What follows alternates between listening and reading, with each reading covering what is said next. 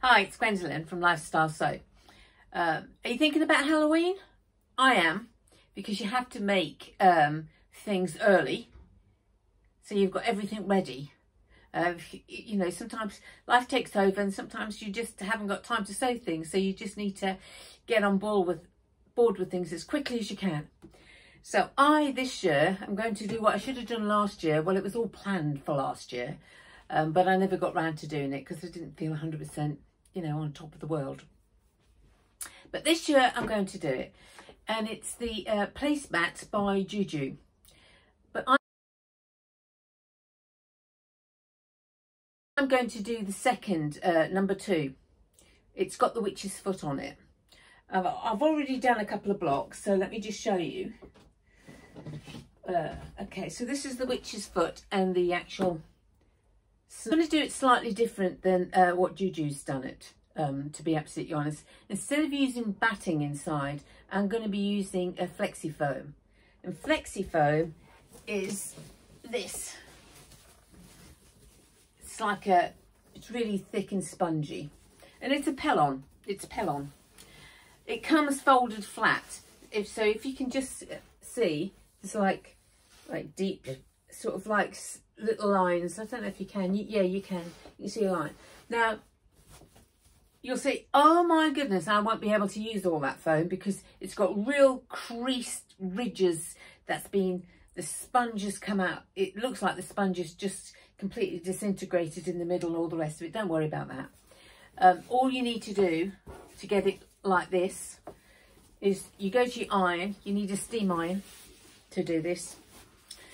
I guess it could work if you haven't got a steam iron with a damp cloth over, but you get your steam iron as close as you can to this fabric, because it's like a fabric on top and underneath, but it is really, you do not want to be ironing this. This is too, it just melt, basically. You don't want to be doing that. You need to steam it as close as you can with lots of steam, and the sponge will just go from flat and pop up all the way in those creases. So you get a nice piece. And then once you've got this nice piece, you put it to one side. Yeah, I think it might make 5 placemats maybe of the largest and maybe 6 of the smallest.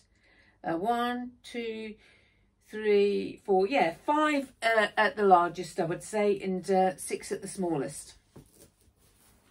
So if you're making, so you'll get 4 placemats for a place setting. That's what I'm trying to get at. You'll get 4 placemats, you know, if you're keeping it or giving it away. But if you've got family, then you need another one of these because you know, obviously you're going to be making more. The next is material. And no, I'm not going to be using anything that Juju's got, the material there, because you don't need to. There's loads and loads of places, there's loads and loads of material out there. So I've used 2 places. I've used the Cotton Patch website to get the higher quality fabrics. And then I used Pound Fabrics. I've got this crazy bats and skulls and webs and a few spiders. And that's, it's a crisp cotton, put it that way. And I've got spiders, and I've got black and white, same as the other one, but black and white. So they're the 3 course ones. These I'll be using on the back of the placemat. I'm just going to put that out of the way. And then I bought some cheap old on Amazon. I think it was $3.50 for a yard of black fabric. I did have to, it is see-through, but I don't know if that's shown it's see-through, but it would if I was in the light. You can actually see through it. So you need to double it over for your bat and your shoe. But the witch's hat, I used something totally different. Used more of a fabric to use on the witch's hat to give it more of a spongy look, a hat look, if you like, rather than just flat. So that was really nice. I bought these lovely little lanterns. And it's lovely material. It's really soft, this. Make a lovely dress material, although it's quilting cotton really, but the feel of it is very silky, very soft. And all of these, all of them are exactly the same quality. So it's really high quality. You need a bit of luminous. So you need something that's got some sort of illumination, which that is like a lime green or anything. What's the other thing? I bought this for the extra bit of pop colour. It's really pretty. Very, very, very pretty. I bought another purple with the little skulls on. So it's the same as the lime green. You know, you want orange and purples, blacks. You need a white. I've got some white cotton that I already had. And this I absolutely love. This is a Haunted House fabric. This is by Grace Pop Studio, 100% cotton. And I love it because they give you the whole little, at the bottom, the whole little key of the colours they've used. But they've put it in like, there's a crow and a pumpkin and a skull to show the different colours. This is called Spooky Night. So they're all the colours. I needed a bit of yellow, so this was good quality cotton that I bought for dressmaking. It's very high quality cotton. And so that's out of the stash. And a little bit of orange out of the stash. That needs to pop for the hat, part of the hat. It's Flexi Pellon. It's a double-sided foam stabilizer, hence why you don't need any batting.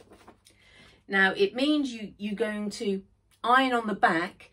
You're going to put the foam stabilizer in between, obviously, your back and your actually plique on the front, and they're going to be sandwiched together, and you can either iron one side first or iron them both together and then turn them over and make sure you get it on the back as well. So you need to get it basically on the back and front, so you iron it on both sides to adhere that together properly. And that's about it. If you've got luminous threads, fantastic. I had a couple in my stash, so I'm going to be using that, partly that, but I've also ordinary black.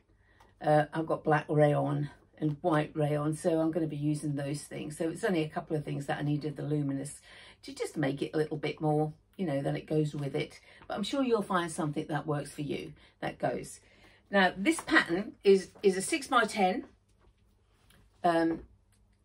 or they come at 5x7. So 6x10 hoop, 5x7. That's what you'll be using, or anything above. Now I did use my maxi hoop on the second hooping yesterday, because I did the first 2 blocks the other day. Yesterday I did 2 blocks, but well actually, yeah, 2 blocks in here, and 2 blocks fits exactly in here. Today was like 3 hours. I think it's 2 hours of sewing for any embroidery, but you're going to be taking it off the machine, and you're going to be ironing some sections, and you're going to be cutting out and putting it on. So, you know, you're talking about 3 hours. You need at least 3.5 hours to get everything prepped, organising your material and sorting that out. So you need to allocate that time. First of all, in the video I thought to myself, oh, you could do 2 of these a day. Well, I couldn't. To be honest, after that 3.5 hours, I was done.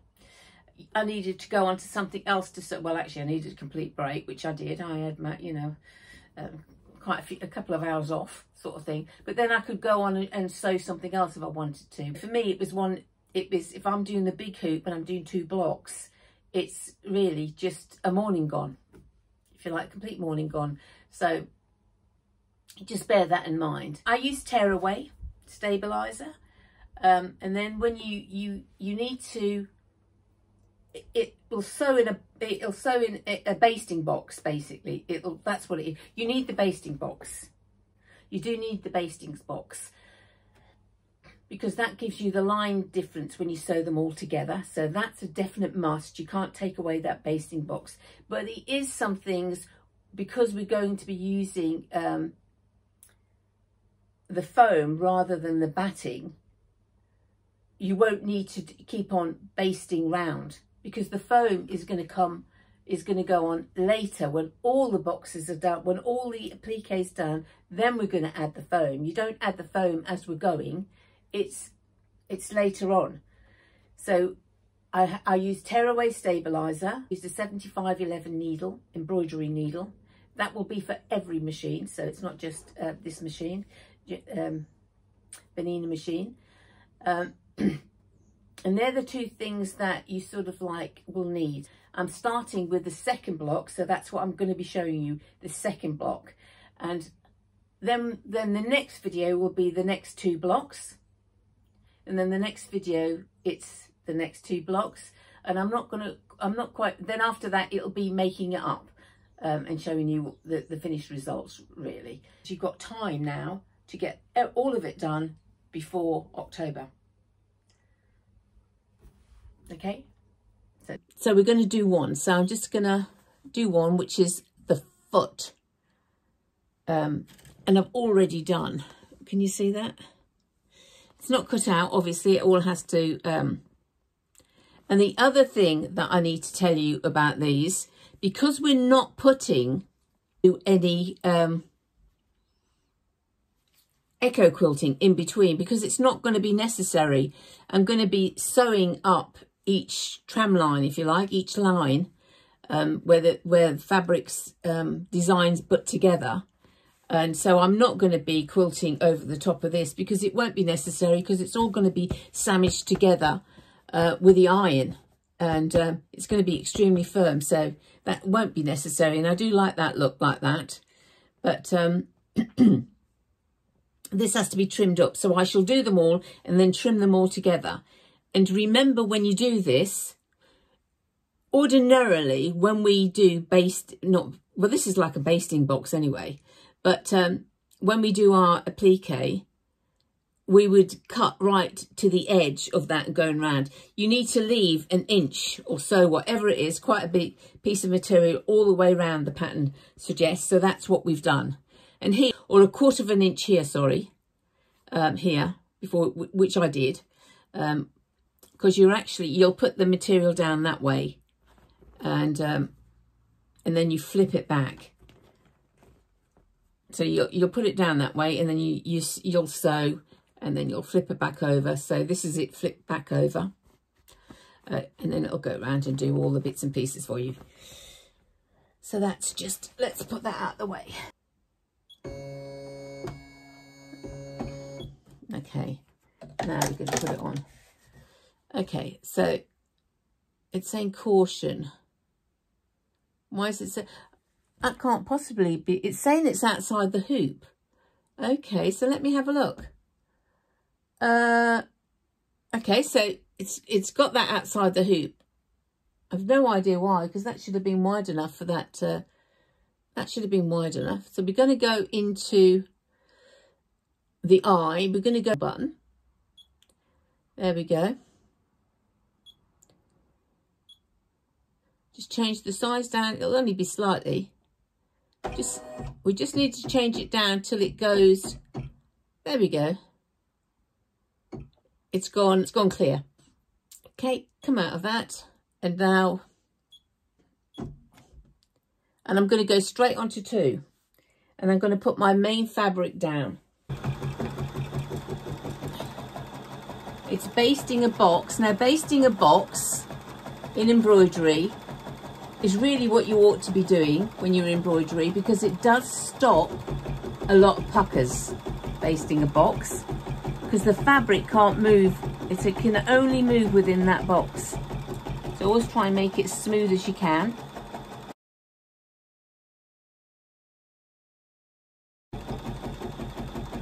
And that's the thing with this juju, it does go around twice. It does secure that too, but it's also your guide to cutting really when we come to the next section. So you have to do it, but I just skipped one box because it wasn't, we don't need it to go around 3 times. One is a placement line. We have got an luminous yellow. It's Halloween, so you don't have to worry too much about your cotton. And yes, this is embroidery cotton.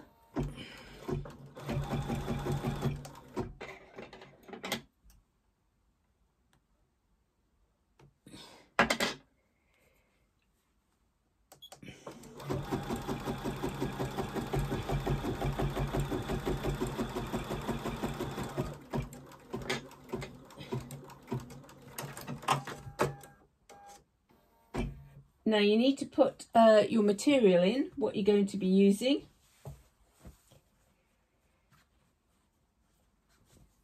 Any colour you seem fit.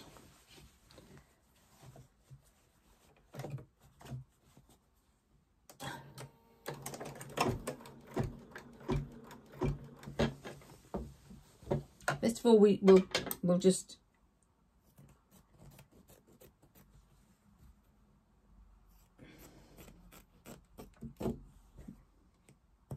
I just did that to get away with that. Use a proper scissors to actually cut the other stuff. Make sure your scissors are sharp. Right, we're going to give it at least 1 inch all the way around. That's what we've been told to do. So I don't have to worry about that one side. And that's that one out the way. And then we go back to our plique. These are Ginga plique scissors. I like them because they've got quite big holes here to put your, although I've got slim fingers really, but I like them. And they've got, because they're quite long, I think there's 6 inches, 5 inches or 6, because they're quite long, it can give you a lot of movement in what you need. Put them down flat. I normally put my finger underneath the other side of the plique. Close to that line as you possibly can. That's why they give you, they go around twice to give, so if you nip one stitch accidentally, it's going to hold. I think that's quite good.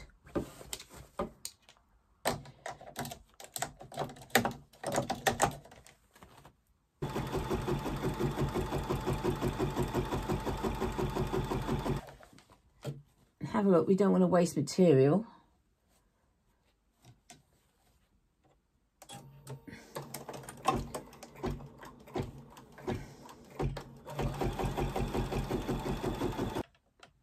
Now that comes off. Okay.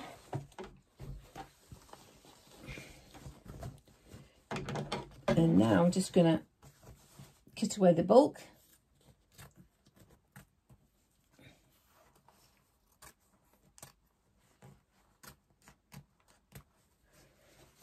Okay, so that's cut away.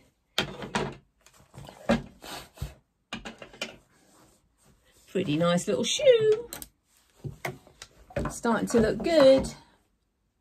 So exciting when you do these things, isn't it? That really is exciting when you do these things. Now, also, when you put it flat, it needs to be on a flat surface. Put it flat, you use scissors, whether you've got this type or not. But if you need to have it curved up, otherwise it can point in. So you need to be curved up, but it needs to sit on the bed flat. Hold your piece and just pull it, give it a little tension. See how lovely that goes.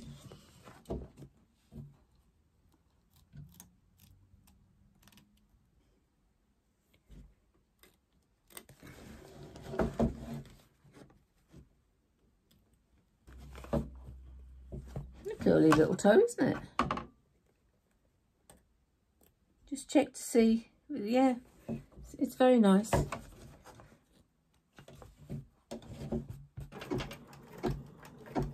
And stop it. Cut.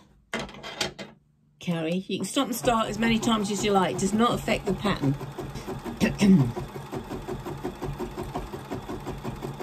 It's actually like a bright yellow, but that's a lime green. That actually goes quite well with the lime green.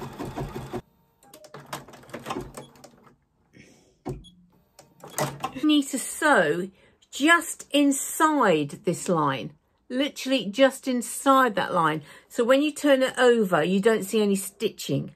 That's the whole idea about it. Remember, I downsized to have it fit in the hoop. And just remember, we just finished doing that foot, and we don't want to do any more feet. We're not onto a different design yet. I need to sew this up. So we're coming out of this, we're going into sewing. I'm also changing this foot. I'm lifting the dog feeds and put my 97D foot on. Oops. Everything's up. Oh. Okay.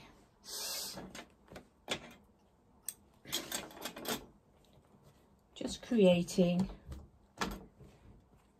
something on this side, a little bit of extra material on this side.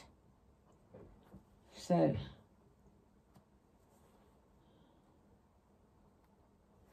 just want to sew it right down that line.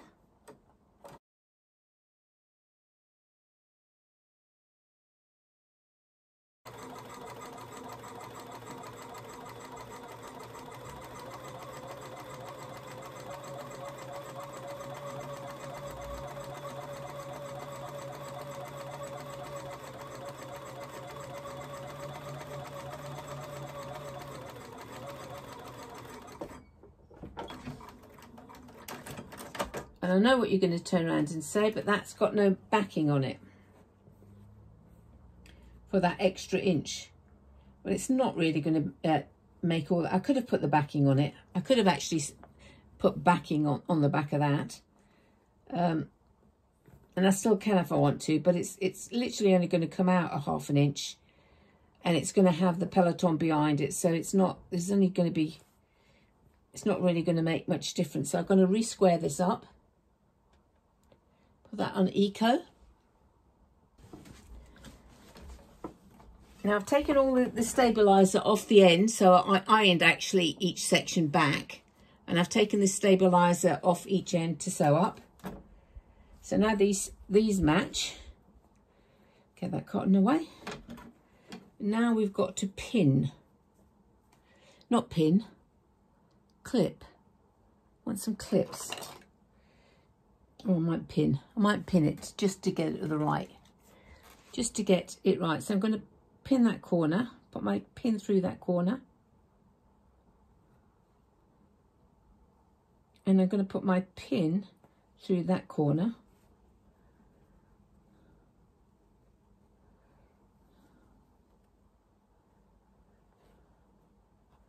Where am I going? Hang on a minute. I need to get the right sides joined up first. So it's this side I need to join up, not that side. So put my pin on the wrong side there. So pin there, pin there.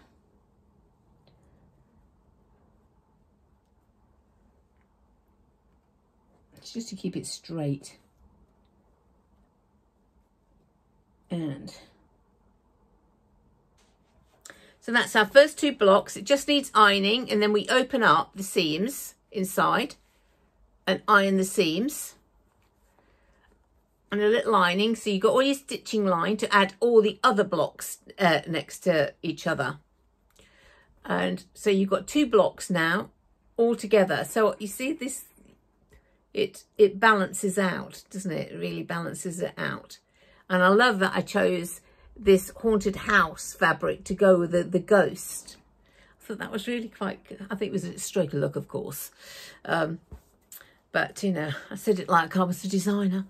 But it is to a certain degree, isn't it? Because you're picking fabrics that you like, that you think that's going to work well together. And that's what I'm normally pretty good at. I'm pretty good at colour and balancing everything out. So that's it on this video. On the next video, we'll be doing the next 2 blocks. And it's getting exciting.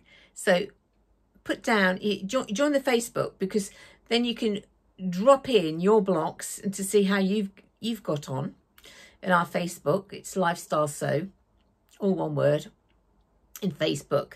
Please share so other people can also be part of our community. And I'd say ring the bell, but I don't know what Facebook, I don't know what YouTube did. I don't know whether they take away the bell or whatever it is. But that seems to have disappeared. So give me a thumbs up and subscribe. Take care. See you soon.